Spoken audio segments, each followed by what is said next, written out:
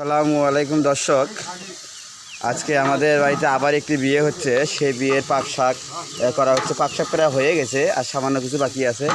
এইখানে পেঁয়াজ নাড়াচাড়া করা হচ্ছে।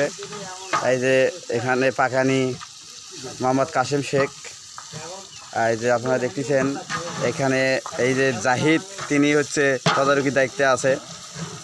আমাদের মইদুল ভাই এই যে এখন পাকানি সাহেব নাড়াচাড়া করতেছেন। আমাদের চাচা এই ডেকের তলে জাল দিচ্ছে।